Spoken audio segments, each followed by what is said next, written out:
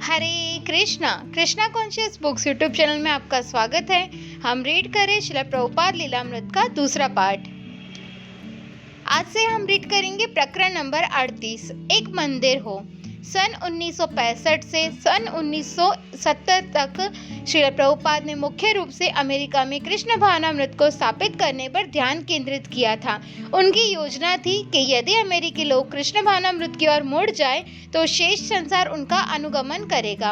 यद्यपि भारत में अंग्रेजी भाषा भाषियों के बीच उन्होंने अपना प्रचार कार्य आरंभ किया था, किंतु 60 वर्षों के अकेले परिश्रम से उन्हें विश्वास हो गया था कि या तो भारतीय लोग राजनीति में आकंठ डूबे हैं या उन्हें अपने आध्यात्मिक उत्तराधिकारी का ज्ञान नहीं है, या गरीबी से वे इतने त्रस्त है कि कृष्ण भावनामृत को गंभीरता से स्वीकार नहीं कर सकते। इसलिए उन्हें सफलता नहीं मिली हुई थी, किंतु संयुक्त राज्य में उन्हें सफलता मिली थी। स्पष्ट था कि अमेरिका कृष्ण भावनामृत का पौधा बोए जाने के लिए उर्वर क्षेत्र था, तो भी प्रभुपाद ने पश्चिम को असंस्कृत और असभ्य पाया। वे प्रायः कहा करते थे कि यदि सभ्यता का कोई चिन्ह कहीं बाकी है तो वह मूल वैदिक संस्कृति का केंद्र भारत है। सन 1970 ईस्वी तक अपनी विस्तृत यात्राओं और धर्मोपदेश से उन्होंने प्रदर्शित कर दिया था कि वे कृष्ण भावनामृत आंदोलन को न केवल अमेरिका में वरन सारे संसार में, विशेष रूप से भारत में स्थापित करना चाहते हैं। इस बात को मानते हुए भी कि अमेरिका और भारत दोनों देशों में प्रचार का समान महत्व था। अमेरिका में प्रभुपाद के लगातार सीधे निर्देशन के बिना ही भी प्रचार भली भांति चल रहा था। उन्होंने जो प्रचार आरंभ कर दिया था उनके शिष्य उसे अच्छी तरह चालू रख सकते थे, किंतु भारत में प्रभुपाद इस्कॉन के प्रबंध का भार अपने शिष्यों को नहीं सौंप सकते थे। वे देखते थे कि हिंदुस्तानी कितनी आसानी से उनके शिष्यों को बार बार धोखा दे सकते थे। उन्होंने कहा कि भारत में इस्कॉन का आधा कार्य उनके शिष्यों के ठगे जाने के कारण बिगड़ रहा था। यदि वे कोई पंडाल कार्यक्रम आयोजित करते हैं तो उन्हें मानक लागत से कई गुना अधिक धन देना पड़ता है। भारत में इस्कॉन की प्रगति का केवल एक मार्ग था कि उसका प्रबंध सीधे प्रभुपाद के हाथों में हो। 1970 ईस्वी सन में अमेरिकी शिष्यों के एक छोटे से दल के साथ आरंभ करके प्रभुपाद भारत में एक स्थान से दूसरे स्थान तक एक आदर्श सन्यासी की भांति इस्कॉन के लिए नए क्षेत्र का उद्घाटन करते हुए यात्रा करते रहे थे। अब वे भारत में बड़े मंदिरों की स्थापना करना चाहते थे, विशेषकर 3 मंदिरों का, एक वृंदावन में, एक मायापुर में और एक बम्बई में। 1967 ईस्वी सन में उन्होंने अपनी अमेरिकी शिष्यों के लिए वृंदावन में एक अमेरिकी भवन स्थापित करना चाहा था। महाप्रभु चैतन्य का जन्मस्थान होने के कारण मायापुर का विशेष महत्व था और बम्बई भारत का महानगर था, भारत का सिंह द्वार। जैसा कि प्रभुपाद की सभी महान योजनाओं के साथ होता था, प्रभुपाद के सबसे निकट के शिष्य भी उनके दृष्टि विस्तार को पूरी तरह समझने में असमर्थ थे, किंतु प्रभुपाद जानते थे कि वे क्या चाहते हैं और वे यह भी जानते थे कि सब कुछ कृष्ण पर निर्भर है।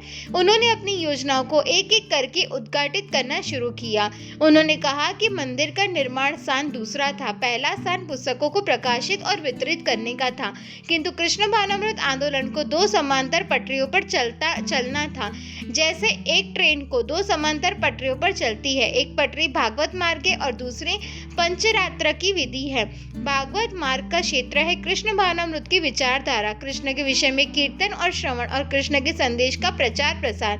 पंचरात्र की विधि में मंदिर में विग्रह की उपासना अर्चना की विधियों और नियमों का समावेश है। इन दोनों में भागवत मार्ग अधिक महत्वपूर्ण है। यद्यपि हरिदास ठाकुर जैसे महान मुक्त आत्मा केवल हरे कृष्ण मंत्र का निरंतर जप करने से ही पूर्ण कृष्ण भावनामृत में बने रहे, लेकिन प्रभुपाद जानते थे कि उनके शिष्यों को उनके चंचल स्वभाव और पूर्व पापमय आदतों के कारण मंदिर में भगवान की अर्चना से विशेष रूप से शुद्ध होने की आवश्यकता थी। इसलिए भारत में उनके मंदिर स्थापना चाहने के कारणों में से एक कारण यह भी था कि वे मंदिर में विग्रह की पूर्ण उपासना करा के अपने शिष्यों को शुद्ध बनाना चाहते थे। मंदिर धर्मोपदेश के लिए भी है। प्रभुपाद कहा करते थे कि गरीब आदमी की बात कोई नहीं सुनता, इसलिए जनता को कृष्ण भावनामृत की ओर आकृष्ट करने के लिए वे विशाल भवन बनाना चाहते थे। वे विशेषकर इसे भारत में चाहते थे, जहां मंदिर में उपासना का चलन अभी भी है।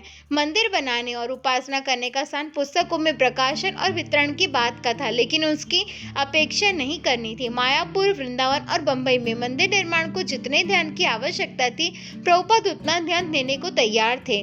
बम्बई 1961 1971। भक्तजन साल भर में बंबई के मध्य में आकाशगंगा इमारत की 5वीं 7वीं मंजिल पर 2 अपार्टमेंट में रह रहे थे, किंतु प्रभुपाद को इससे संतोष नहीं था। वे बंबई में भूमि चाहते थे जिस पर भवन बनाया जा सके और उनके कार्यों का विस्तार हो सके। वे कृत संकल्प थे। प्रातःकालीन भ्रमण के बजाय वे अपनी कार में दूर तक नगर के विभिन्न भागों का निरीक्षण करने के लिए जाने लगे थे। चूंकि इस्कॉन के बहुत से आजीवन सदस्य राजसी मलबार हिल में रहते थे, अतः प्रभुपाद के शिष्यों का विचार था कि मंदिर के लिए वह बहुत अच्छा स्थान होगा। कई अवसरों पर प्रभुपाद मलबार की चोटी तक कार में गए और यह सोचकर उन्होंने कई जायदादों का चक्कर लगाया कि उन पर खड़े कुछ विशाल भवन मंदिर बन सकते हैं, किंतु किसी न किसी कारण से उनमें से कोई भी उन्हें स्वीकार नहीं हुई। तब नवंबर में एक श्रीमान एन ने अरब सागर के तट पर जुहू स्थित 5 एकड़ जमीन को इस्कॉन के हाथों में बेचने का प्रस्ताव रखा। जो ही प्रभुपाद इस भूमि पर पहुंचे, उन्हें स्मरण हो आया कि वर्षों पूर्व उन्होंने यह देखा था और इस पर विचार किया था। अगस्त 1965 ईस्वी सन में अमेरिका जाने के कुछ सप्ताह पूर्व वे सिंधिया कॉलोनी में रह रहे थे। संध्या समय वे सिंधिया स्टीम कंपनी की मालकिन श्रीमती सुमति मोरारजी के जुहू स्थित घर जाकर उन्हें तथा उनके अतिथियों को श्रीमद् भागवतम पढ़कर सुनाते और समझाते थे। वे कई बार इसी भूमि पर से होकर आए गए थे और उन्होंने सोचा था कि आश्रम और राधा कृष्ण मंदिर के लिए ये कितनी अच्छी जगह हो सकती है। यद्यपि उस समय उनका ध्यान भारत से बाहर जाने के कार्य में केंद्रित रहता था, तो भी उन्होंने जुहू की भूमि के बारे में सोचा था। अब वे पुनः जुहू में थे और कई वर्ष पूर्व देखी गई भूमि के बारे में फिर विचार कर रहे थे। उन्होंने इसे कृष्ण का स्मरण पत्र समझा। यह भूमि ऊंची घास और झाड़ियों से आच्छादित थी और उस पर सर्वत्र नारियल के कई वृक्ष खड़े थे। इस भूमि के पिछले भाग में कई इमारतें थी। यह भूमि जुहू सड़क के किनारे थी, जो 18 मील स्थित दक्षिण स्थित मुंबई के लिए यातायात की मुख्य सड़क थी। थोड़ी दूरी पर अरब सागर का विस्तृत समुद्री किनारा था। यह स्थान अच्छा था, शांत था और बहुत दूर भी नहीं था। निकटवर्ती समुद्री तट के पर कई 5 सितारे होटल थे और भूमि विकास में लगे लोग कई अन्य होटलों और आवासीय भवनों पर कार्य आरंभ कर रहे थे। जब प्रभुपाद समुद्र के किनारे किनारे चले तो उन्हें इस जमीन को खरीदने का विचार और भी अच्छा लगा। धनी लोगों ने समुद्र तट पर सप्ताहांत बिताने के लिए घर बना रखे थे और हजारों बंबई निवासी रविवार को समुद्र तट का आनंद लेने आते थे। नित्य प्रति जुहू में रहने वाले सैकड़ों लोग काम पर जाने से पूर्व लंबे चौड़े समुद्री किनारे पर प्रातःकालीन भ्रमण करते थे। प्रायः हर समय ही लोग यहाँ घूमते या एकत्र होते रहते थे। फिर भी समुद्री तट स्वच्छ था। मृदुल तरंगे और खुला आकाश मानो आमंत्रण से देते रहते थे। यह स्थान न केवल होटलों अपितु कृष्ण भावना केंद्र के लिए भी उपयुक्त था।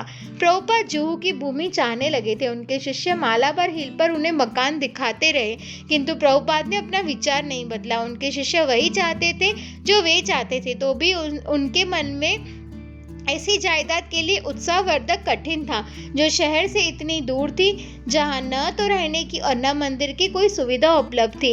इस 5 एकड़ भूखंड के स्वामी श्रीमान एन ने उचित कीमत लगा रखी थी और वह मित्रवत और निष्ठावान लगता था। फिर भी ऐसे सौदों में खतरा तो रहता ही है और इस मामले में प्रभुपाद के लिए संदेह के कारण भी थे। अपने वकील के माध्यम से उन्हें पता चला कि यह श्रीमान एन इसी भूखंड को सी कंपनी के हाथों बेचने का समझौता कर चुका था, किंतु बाद में उसने समझौते को रद्द कर दिया था।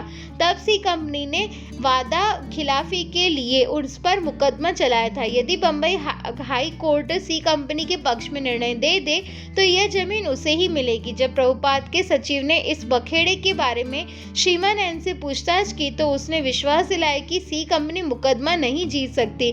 फिर भी इस्कॉन चाहे तो भुगतान का कुछ भाग तब तक रोके रहे जब तक सी कंपनी के साथ मुकदमेबाजी का निपटारा न हो जाए। श्रीमान एन बंबई का अच्छी तरह जाना पहचाना विख्यात व्यक्ति था। पहले वह बंबई का शेरिफ था, जो एक अवैतनिक न्यायिक पुलिस पद है। अब वह बंबई के सबसे बड़े एक अंग्रेजी दैनिक पत्र का प्रकाशन संपादक था। वह धनवान था और बंबई और जुहू में कई जायदादों का मालिक था। वह प्रभावशाली भी था। वह एक ऐसा व्यक्ति था जिसका विरोध करना कोई नहीं चाहेगा। अतः वर्तमान परिस्थितियों में जुहू की जमीन खरीदने वाले में साहसा का होना आवश्यक था। दिसंबर के अंत में प्रभुपाद श्रीमान एन और श्रीमती एन से जुहू की थियोसॉफिकल कॉलोनी स्थित उनके घर पर मिले। श्रीमान एन का घर समुद्री तट पर था। इस प्रकार प्रभुपाद को जुहू समृद्धि तट की जिस पर खड़े ताड़ के वृक्ष समुद्र की ओर झुके हुए थे सुंदरता का आनंद लेने का एक और सुयोग मिल गया। थियोसॉफिकल कॉलोनी हरे भरे लानों, पुष्प वाटिकाओं और अनेक अनोखे पक्षियों से युक्त मनोरम भवनों का एक निजी संकुल थी। श्रीमान एन के घर के भीतर सड़क की दोनों ओर अशोक वृक्ष लगे थे और पत्थर की ऊंची मजबूत चहार दीवारी के किनारे किनारे ताड़ वृक्षों की पंक्ति थी। एक माली ने प्रभुपाद और उनके कुछ शिष्यों के लिए फाटक खोला। श्रीमान एन एक नाटा और गठीले बदन का व्यक्ति था जिसके आगे के बाल झड़ गए थे। उसके बाल छोटे कटे हुए थे और उसके गोल चेहरे पर चेचक के निशान थे। वह लगभग 50 साल की आयु का लगता था।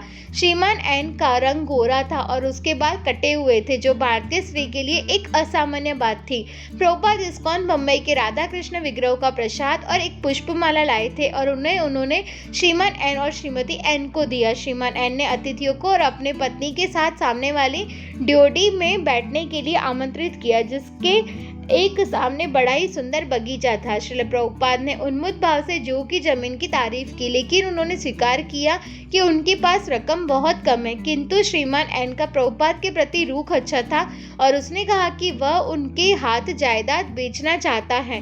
जल्दी ही वे एक मौखिक समझौते पर पहुंच गए। श्रीमती एन को सौदा सस्ता लगा लेकिन जब उसने आपत्ति की तो उसके पति ने उसकी बात काट दी। प्रभुपाद और श्रीमान एन आपस में राजी हुए कि 2 लाख रुपए का नकद भुगतान किया जाए और वह भुगतान होते ही इस्कॉन तुरंत हस्तांतरण पट्टा पाएगा। शेष 14 लाख रुपए का भुगतान इस्कॉन नियमित किश्तों में करेगा। नकद भुगतान के बारे में प्रभुपाद ने आगे सौदाबाजी की। उन्होंने 50,000 रुपए तुरंत देने का प्रस्ताव किया। बाद में 50,000 रुपए और भुगतान करने पर उन्हें भूमि खंड में प्रवेश का अधिकार मिल जाएगा। उसके बाद जो ही वे नकद भुगतान के शेष 1 लाख रुपए चुकता कर देंगे 2 लाख नकद भुगतान की शर्त पूरी हो जाएगी और श्रीमान एन इस्कॉन को पट्टा दे देंगे। श्रीमान एन प्रभुपाद के इस प्रस्ताव को से सहमत हो गए।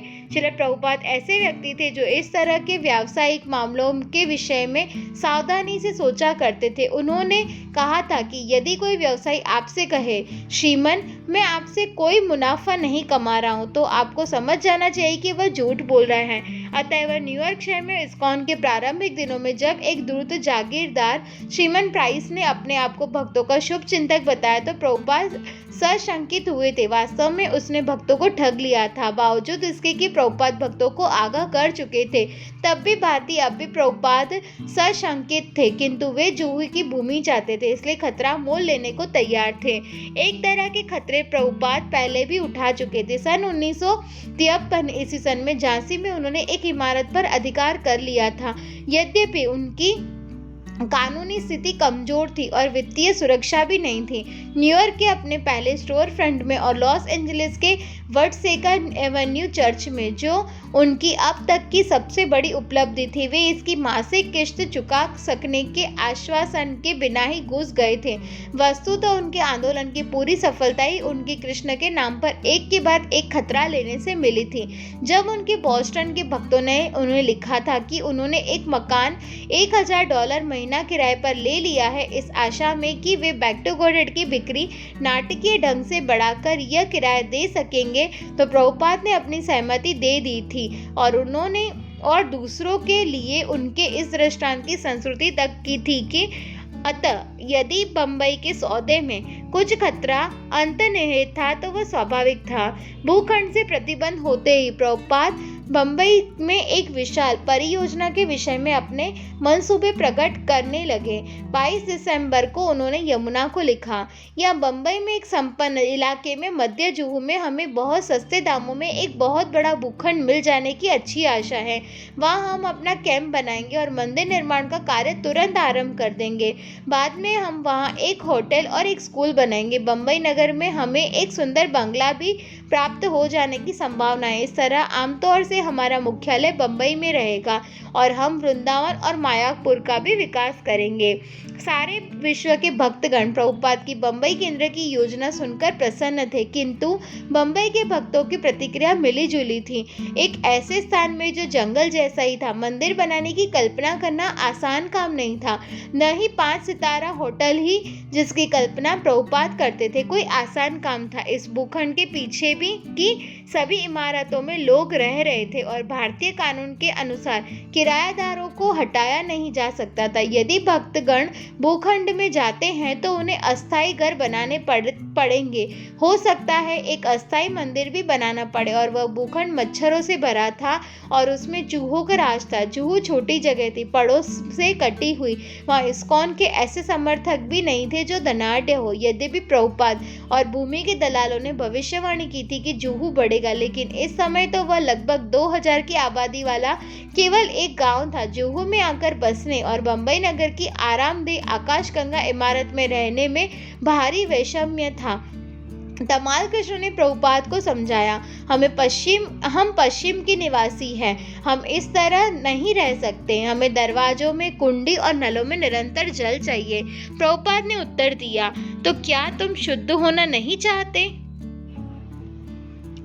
जब बम्बई के भक्तों ने तमाल कृष्ण को प्रभुपाद का दिया यह उत्तर सुना कि क्या तुम शुद्ध होना नहीं चाहते, तो यह बात उनके दिलों में घर कर गई। वे समझ गए कि प्रभुपाद उनसे और अधिक संयमी बनने के लिए कह रहे हैं और अंततः यह उनके हित के लिए था। वे जुहू चलने को नीरस कार्य न समझकर दुर्जय आध्यात्मिक आह्वान के रूप में देखने लगे। जुहू की संपत्ति को विकसित करना उनके गुरु के लिए महत्वपूर्ण था और यह अभी जो कुछ वे समझ रहे थे उससे भी अधिक आश्चर्यजनक था। प्रभुपाद जानते थे कि वे अपने शिष्यों से एक बड़े त्याग की मांग कर रहे थे, किंतु वे इससे बच नहीं सकते थे। कृष्ण भावनामृत का प्रचार करने के लिए भक्तों को बड़ी बड़ी कठिनाइयों का सामना करने को तैयार रहना होगा और जैसी कठिनाइयों का सामना करने के लिए वे अपने शिष्यों से कह रहे थे, उससे भी बड़ी कठिनाई झेलने को वे स्वयं तैयार थे।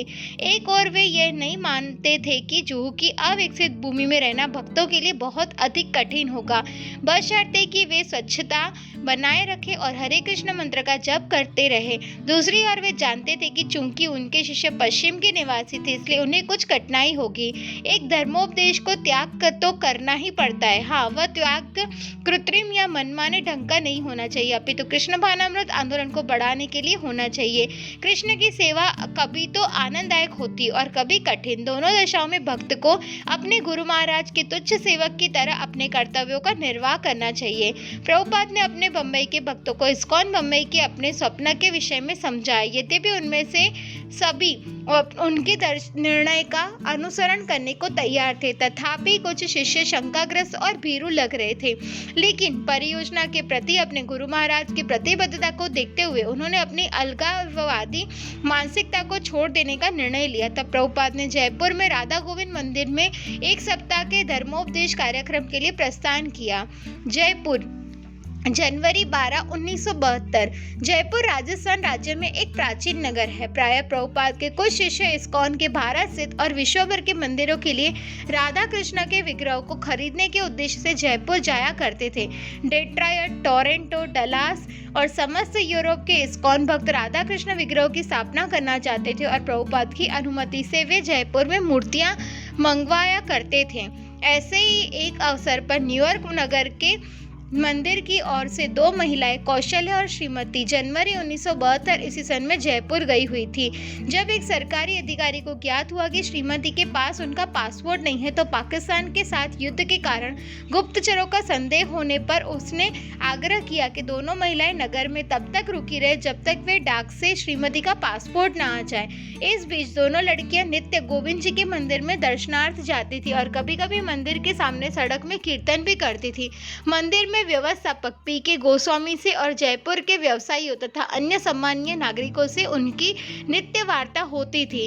राधा गोविंद के मनोहरी श्री विग्रहों के दर्शनार्थ जयपुर के लगभग सभी लोग जाया करते थे। प्रभुपाद की इन दोनों शिष्यों की भक्ति से जयपुर के नागरिक बहुत प्रभावित थे और जब एक व्यक्ति ने पूछा था, आपके आंदोलन की सहायता के लिए हम क्या कर सकते हैं, तो लड़कियों ने उत्तर दिया, श्रील प्रभुपाद को यहाँ बुलाइए। इस पर जयपुर के कुछ प्रमुख नागरिकों ने एक पंडाल कार्यक्रम आयोजित करने के उद्देश्य से लागत और जिम्मेदारी आपस में बांटने की एक योजना बनाई और दोनों लड़कियों ने प्रभुपाद को बम्बई पत्र भेजकर उन्हें जयपुर आने और उपदेश देने को आमंत्रित किया। प्रभुपाद राजी हो गए थे। श्रील प्रभुपाद के अनुरोध पर दिल्ली और भारत के अन्य केंद्रों से भी भक्त उनके साथ देने को जयपुर आ गए थे। प्रभुपाद ने गोविंद जी के मंदिर के अहाते में एक छोटा सा कमरा ले लिया और भक्त निकट के एक मकान में ठहर गए। प्रभुपाद को स्थान पसंद आया। केवल एक विघ्न था और वह था काले मुंह और लंबी मुंडी हुई पूंछों वाले बंदरों का। वृक्षों और घरों की छत पर से होकर वे अप्रत्याशित रूप से जो कुछ भी पाते उसे चुराने के लिए धड़ाम से कूद पड़ते। प्रभुपाद के लिए भोजन बनाने वाली महिलाएं बंदरों की इस तरह की साहस भरी लूटमार से क्षुब्ध हो गई।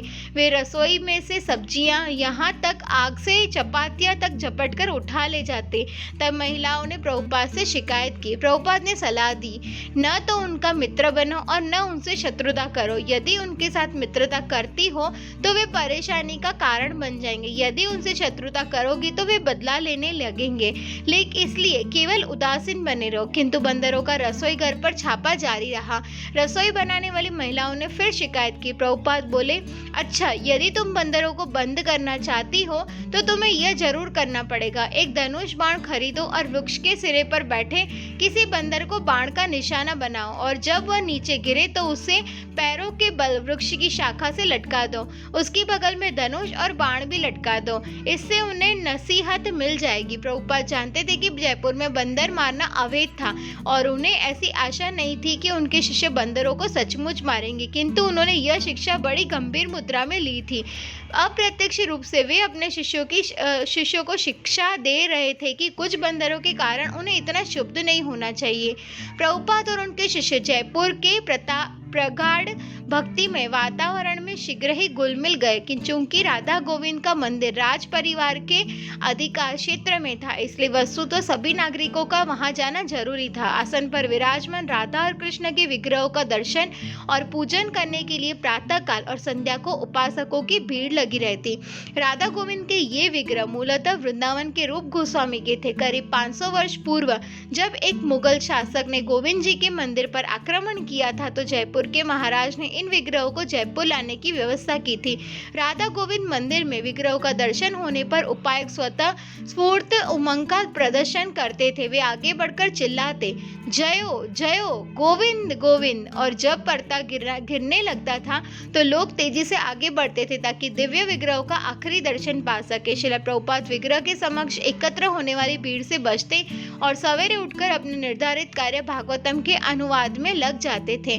कौशल्य और श्रीमती से बात करते हुए प्रभुपाद ने जयपुर पंडाल कार्यक्रम आयोजित करने के लिए उनकी प्रशंसा की। उन्होंने कहा, तुम दोनों लड़कियां भगवान चैतन्य के आंदोलन को कितनी अच्छी तरह चला रही हो।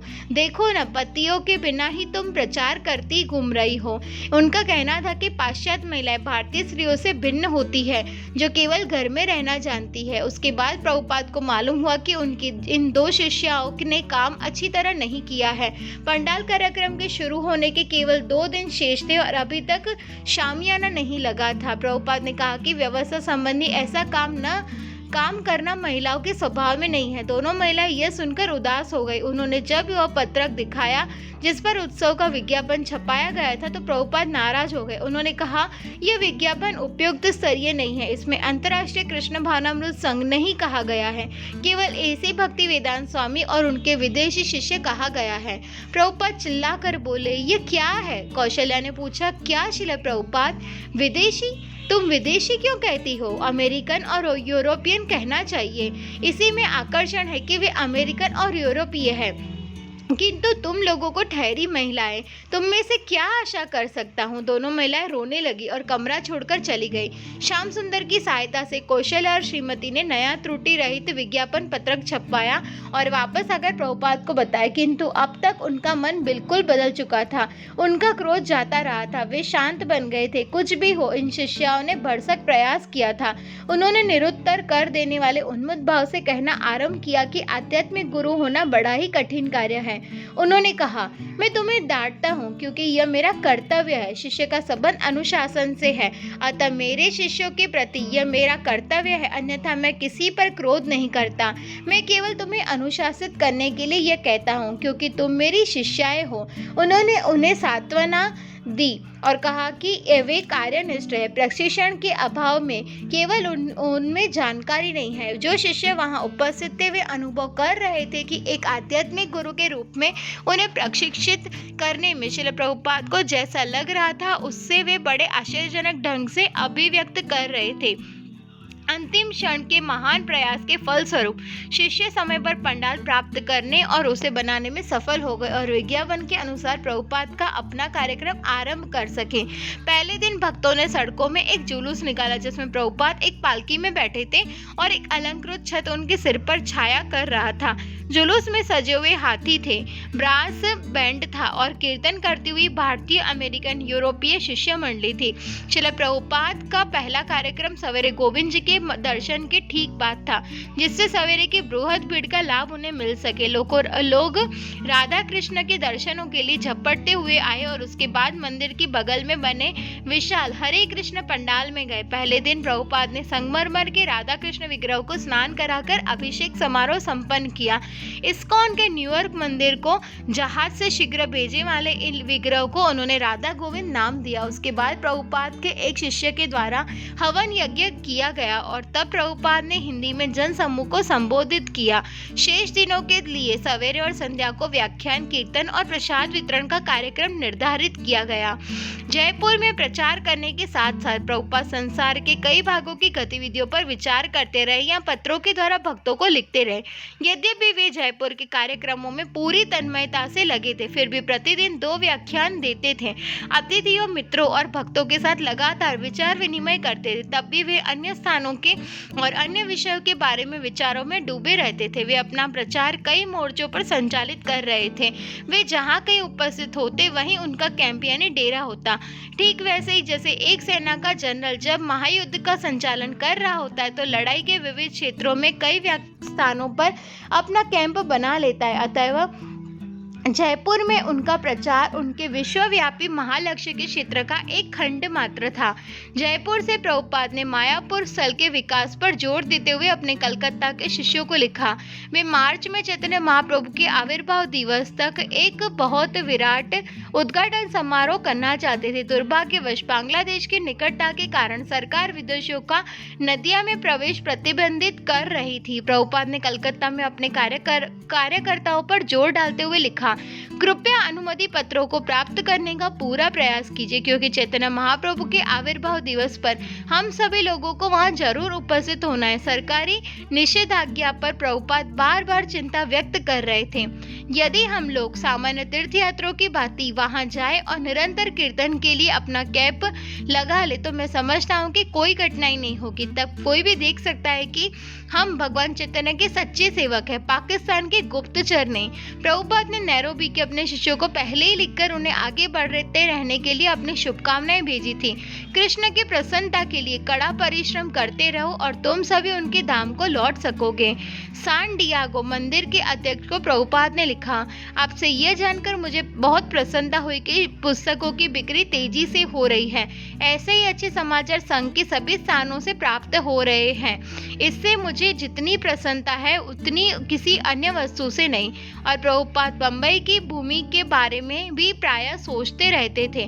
कभी कभी वे इसके बारे में चर्चा करते या बम्बई में अपने प्रतिनिधियों को लिखे गए पत्र में उसका उल्लेख करते। बम्बई की भूमि की खरीद का मामला अंतिम रूप से अभी भी तय नहीं हुआ था। प्रभुपाद की विशेष चिंता यह थी कि उनके शिष्यगण अनुबंध के अनुसार उनका मूल्य चुका दे और यथाशीघ्र भूमि पर पहुंच जाए। तमाल कृष्ण प्रभुपाद की जीबीसी का भारत में सचिव था। कुछ भक्त कहा करते थे कि जीबीसी के भारत में सचिव वस्तुतः प्रभुपाद थे।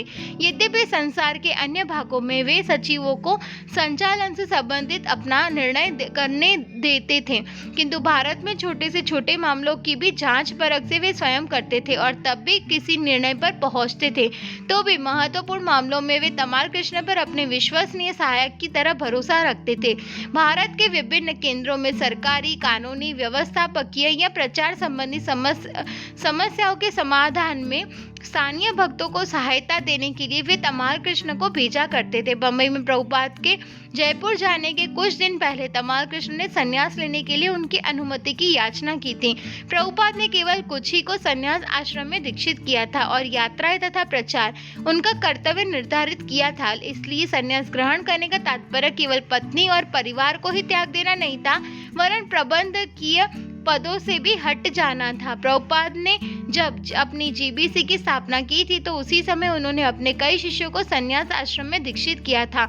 यद्यपि वे उनके अत्यंत विश्वसनीय थे, प्रभुपाद जानबूझकर उन्हें जीबीसी के सचिव पदों पर नियुक्त नहीं करना चाहते थे।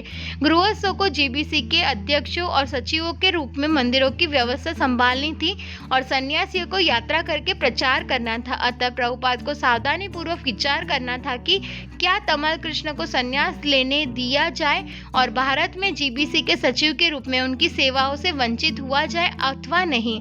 सिद्धांततः प्रभुपाद को यह विचार पसंद था कि तमाल कृष्ण को संन्यास की दीक्षा दी जाए।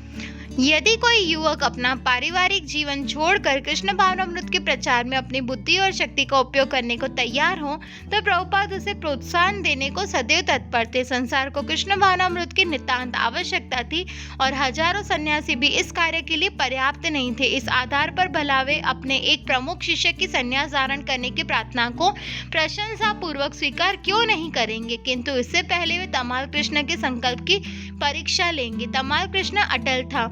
यह देखकर कि प्रभुपाद कोई वचन नहीं दे रहे हैं, उसने बिना एक शब्द कहे अपने आप को बड़े सवेरे उनके सामने प्रस्तुत करने की विधि अपनाई। बम्बई में वह प्रभुपाद के कक्ष में प्रविष्ट हुआ, विग्रहों की मंगल आरती कराई और फिर चुपचाप श्री प्रभुपाद के समक्ष बैठ गया। अपने शिष्य के मन को जानकर प्रभुपाद समझ गए कि वह न केवल कृत संकल्प है वरन हठ पर भी उतर आया है। कई दिन तक इस प्रकार तमाल कृष्ण की मौन आग्रहपूर्ण उपस्थिति को सहन करने के पश्चात अंत में प्रभुपाद उसकी प्रार्थना पर गंभीरता पूर्वक विचार करने को सहमत हो गए थे। प्रभुपाद को तमाल कृष्ण की पत्नी माद्री देवी दासी के बारे में चिंता थी।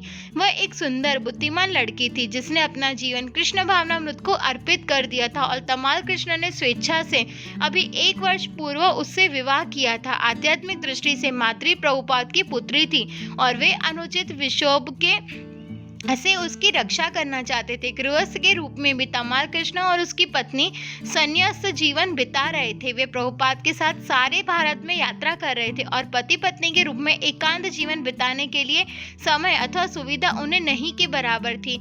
उस समय तमाल कृष्ण बम्बई में था जब श्याम सुंदर ने उसे बताया था कि प्रभुपाद ने अफ्रीका में ब्रह्मानंद स्वामी को लिखे गए एक पत्र में उल्लेख किया था कि तमाल कृष्ण संन्यास ले सकता है।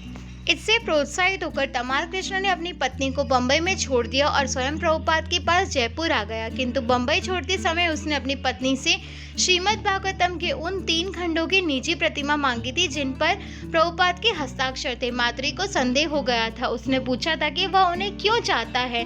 तमाल कृष्ण ने उत्तर दिया था, मैं उन्हें पढ़ना चाहता हूँ। लेकिन माधवी को निम्न दर्जे का संदेह हो गया था। उसने कहा था, नहीं, तुम वापस नहीं आ रहे हो। किंतु उसे विश्वास दिलाते हुए कि वह निश्चय पूर्वक वापस आएगा, वह जयपुर के लिए चल पड़ा था। श्री प्रभुपाद के पास पहुंचकर तमाल कृष्ण ने फिर उसी मौन आग्रह का रास्ता अपनाया। जब कभी प्रभुपाद के कक्ष में कोई खुलेआम बैठक होती तो जीबीसी के अधिकारी साधारणतः प्रभुपाद के निकट विशेष आसनों पर बैठते ताकि वे उनके निर्देशों को सीधी प्राप्त कर सके। किंतु तमाल कृष्ण केवल दरवाजे के बाहर बैठता।